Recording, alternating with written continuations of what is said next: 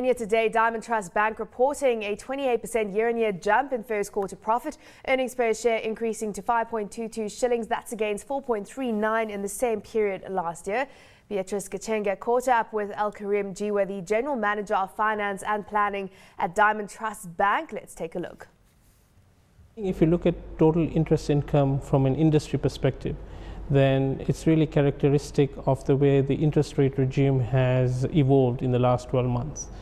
In quarter one of 2012, we were in a high interest rate period on the back of tight monetary policy measures that the central bank had enforced, which saw the central bank rate, the key benchmark rate, rise significantly. And at an industry level, we saw interest rates on the loan books averaging at 23-24%. 12 months down the line, we've seen inflation levels stabilize significantly. We've seen a lowering of the central bank rate, and commercial banks had responded by reducing their rates on the lending books as well. And so we saw reductions of between 500 to 700 basis points in the base lending rates that Kenyan banks charge on the loan book. If we look at our perspective from a group level, we also saw similar reductions in the interest rates that we charge on our loan portfolio. However, on an absolute basis, our interest income has grown, and this is on the back of a growth in the loan book. Year on year to March 2013, we've witnessed our group loan book increase by 24%. And so the increase in the loan book compensated for the reductions in the interest rate in that period.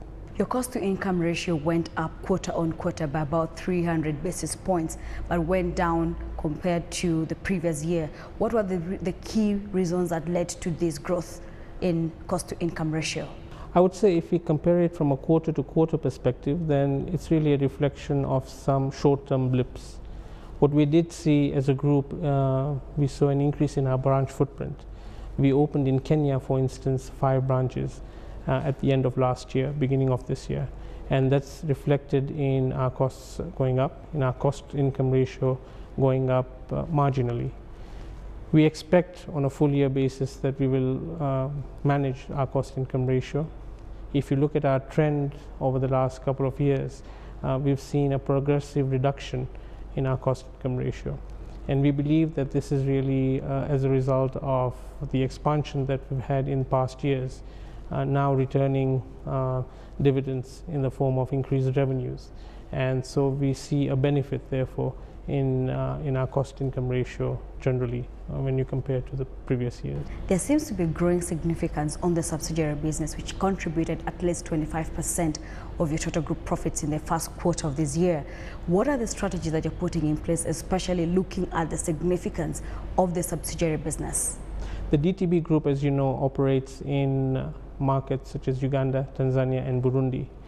And over the years, we've seen the subsidiaries return strong performance, and their share of not just revenues, but also in terms of assets in relation to the group continues to grow.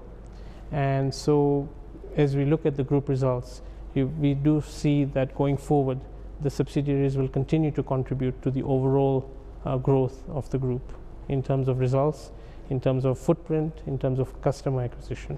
And finally, Mr. Alkarim, we saw the Central Bank of Kenya reduce the base lending rate by about 100 basis points to 8.5%. Going forward, looking at the loan book, how do you see this impacting the business? Yes, I think it's a good signal that the central bank sent in reducing the central bank rate, because it marks a return to stability at the macro level. We've seen inflation being contained quite effectively by the central bank. We've seen the shilling gain stability as well. And so this latest reduction is good generally for the economy. And as you'll have seen with past reductions in the central bank rate, banks have responded in tandem and have reduced their rates that they charge on their loan books.